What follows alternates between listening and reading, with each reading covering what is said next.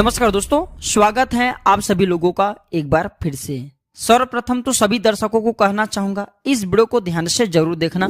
अगर आज की वीडियो मिस कर दिए, अगर आज की वीडियो आधे बीच में छोड़ करके गए तो सारी जिंदगी पछताना पड़ेगा। नवरात्रि के किसी भी दिन छोटी कन्या को दे देना, यह एक चीज फूटी किस्मत चमक जाएगी। वीडियो बहुत ही यूजफुल है, जानकारी बहुत ही यूनिक है। अगर आज के अपना कीमती समय नहीं दिए, 10 से 12 मिनट का समय नहीं दिए तो सारी जिंदगी आपको पछताना पड़ेगा। दोस्तों, छोटी कन्याओं को माँ दुर्गा के स्वरूप कहे जाते हैं और ऐसा माना जाता है माँ दुर्गा छोटी कन्या के रूप में कुमारी भोजन करने हमारे घर में स्वयं आती हैं। छोटी कन्या के रूप में माँ दुर्गा की अंश होती हैं। छोटी कन्या को देवी स्वरूप माना जाता है। छोटी कन्या को नवरात्रि में नव दुर्गा के स्वरूप कहे जाते हैं। 1 से 9 वर्ष तक की जो छोटी कन्या होती हैं, ये नव दुर्गा के स्वरूप कहे जाते हैं। इसलिए छोटी कन्याओं को नवरात्रि में है हमें जो है अशब्द नहीं बोलना चाहिए, बल्कि उनके पैर छूना चाहिए, क्योंकि माँ दुर्गा स्वयं साक्षात हमारे घर में कुमारी भोजन करने नहीं आती, बल्कि कन्या के रूप में, जो छोटी कन्या है उनके शरीर में अंश के रूप में हमारे घर में आती है। इसलिए हमें छोटी कन्याओं को जो मान सम्मान देना चाहिए, इनके इज्जत करना चाहिए और नवरात्रि के समय में इन्हें कुछ चीजों को देना चाहिए। अब छोटी कन्या के शरीर में क्यों आते हैं ये भी जान लीजिए। माँ दुर्गा हमेशा निर्मल स्वच्छ साधा को ही खाती हैं, पसंद करती हैं। जिस प्रकार हम कंकड़ युक्त पानी को छान करके पीते हैं, ठीक उसी प्रकार माता रानी जिनके मन निर्मल हो, जिनके मन स्वच्छ हो, साफ हो, ऐसे व्यक्ति के शरीर में आती हैं। और दुनिया में सिर्फ 1 से 9 वर्ष तक की जो कन्या है, इनके ही जो मन है निर्मल कहे गए हैं। तो कंकड़ के मतलब होते हैं जैसे कि लोभ है, मोह है, तृष्णा है, ये जिनके शरीर में नहीं होती, ऐसे शरीर में माता रानी स्वयं आती हैं। तो माता रानी जिनके जैसे के शरीर में लोभ है, मोह है, तृष्णा नहीं है, ऐसे व्यक्ति के शरीर में स्वयं आ जाती हैं, चाहे वह लड़का ही क्यों ना हो। तो स्कंद पुराण के अनुसार आज के इस वीडियो में मैं आप लोगों को बताऊंगा कि नवरात्रि के किसी भी दिन में छोटी कन्या को यह चीज दे देना है। प्राचीन ज्ञान चैनल का मकसद है जनहित एवं जन कल्याण करना। अगर आप हमारे वीडियो को देखते हैं, हमारे वीडियो में देख करके वीडियो के कोई भी उपाय को अपनाते हैं और आपको लाभ मिलता है, तो हमें भी पुण्य की प्राप्ति होती है। हमारे इस वीडियो में व्यूज आए या ना आए, हमारे सब्सक्राइबर बढ़े या ना बढ़े, इससे हमें किसी भी प्रकार का कोई फर्क नहीं पड़ता। लेकिन अगर हमारे वीडियो को देख करके किसी एक भी व्यक्ति का भला होता है तो हमें भी काफी पुण्य की प्राप्ति होती है, हमें भी काफी जो है खुशी मिलता है। तो अगर आपके मन में भी कोई राय है, कोई डाउट है, कोई सजेशन है, तो कमेंट बॉक्स में बिल्कुल ही बताइए। आने वाले नेक्स्ट वीडियो में आपके द्वारा बताई गई जानकारी साझा की जाएगी। स्कंद पुराण के अनुसार 2 साल की कन्या को कुमारी कहा जाता है, 3 साल की कन्या को त्रिमूर्ति कहा जाता है और 4 साल की कन्या को कल्याणी कहा जाता है। 5 साल की कन्या को रोहिणी, 6 साल की कन्या को कालिका, 7 साल की कन्या को चंडिका एवं 8 साल की कन्या को सांभवी कहा जाता है। 9 साल की कन्या को माँ दुर्गा के साक्षात 9 स्वरूप माना जाता है तथा 10 साल की कन्या को सुभद्रा कहा जाता है। इसलिए हमारे हिंदू धर्म में 1 से 9 वर्ष तक की कन्या की पूजन करने का विशेष महत्व बताए जाते हैं।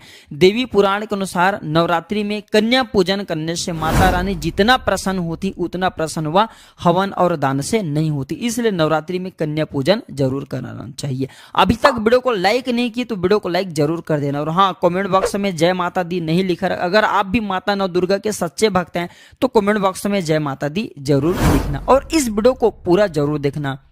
देखिए मित्रों, कोई भी जो जानकारी होती है ना, व्यर्थ नहीं जाती। अभी नहीं तो वह जानकारी बाद में चल करके काम आते हैं और अधूरे ज्ञान हमेशा खतरनाक साबित होते हैं। वीडियो को आधे बीच में छोड़ करके जाते हैं तो आपको ही बाद में चल करके नुकसान होते हैं। अधूरे ज्ञान हमेशा खतरनाक होते हैं। दोस्तों, ऐसा कहा जाता है नवरात्रि में 2 से 9 वर्ष तक की कन्या को कुमारी भोजन जरूर कराना चाहिए। जी हाँ, 2 से 9 वर्ष तक की कन्या को कुमारी भोजन जरूर कराना चाहिए। और अगर आप समर्थवान हो तो हमारे धर्मशास्त्र कहते हैं 1 से लेकर के 9 तक की कन्या को कुमारी भोजन जरूर कराना चाहिए। अब इनकी कुमारी भोजन कराने की कुछ फायदे भी हैं, जैसे कि हमारे धर्मशास्त्र कहते हैं, वीडियो को ध्यान से देखना। अगर कुमारी भोजन करने में समर्थवान नहीं है तो वीडियो में बताए गए कुछ उपायों को कुमारी कन्याओं को दे करके आप अपनी फूटा किस्मत को चमका सकते हैं, अपनी गरीबी को मिटा सकते हैं। ऐसे मान्यता है नवरात्रि में एक कन्या की पूजन करने से, एक कन्या को कुमारी भोजन कराने से ऐश्वर्य की प्राप्ति होती है। 2 कन्या की पूजन करने से कुमारी भोजन कराने से भोग और मोक्ष की प्राप्ति होता है।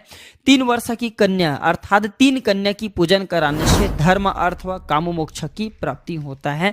4 कन्या की पूजन कराने से राजपद की प्राप्ति होता है। 5 कन्या को कुमारी भोजन कराने से समस्त प्रकार की विद्या की प्राप्ति होता है।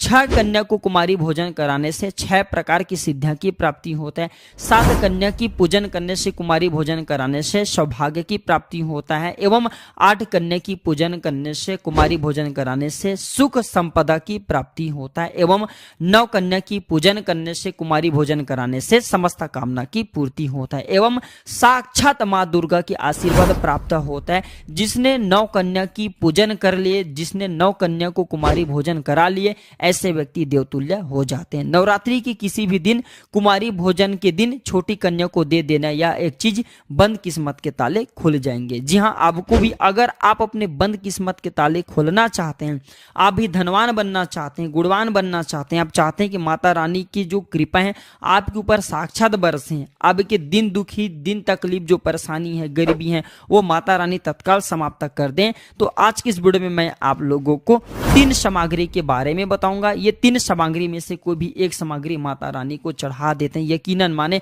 आपकी गरीबी मिटाने से साक्षात दुनिया की कोई भी शक्ति नहीं रोक पाएंगे। माता रानी नवरात्रि से ही पहले आपकी गरीबी को मिटा देंगे।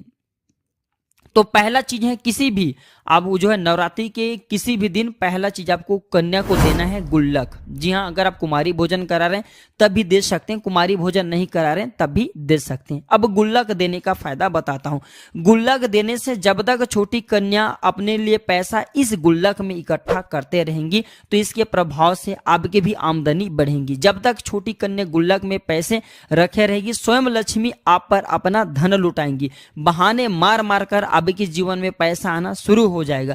10 दिशाओं से बारिश की तरह पैसा बरसेगा। छोटी कन्याओं को नवरात्रि के किसी भी दिन में गुल्लक दे सकते हैं। फिर कुमारी भोजन करा रहे हैं तो गुल्लक जरूर दे देना, मैं इसके फायदा भी बता चुका हूं। दूसरा सामग्री है थाली और गिलास दे सकते हैं। थाली और गिलास क्यों देना चाहिए? अक्सर हमें नवरात्रि में हो सके तो छोटी कन्या को हमेशा ध्यान रखें, थाली एवं गिलास हर साल जरूर देना चाहिए, क्योंकि पुराणे के अनुसार थाली को पृथ्वी कहा जाता है तथा गिलास को आकाश कहा जाता है।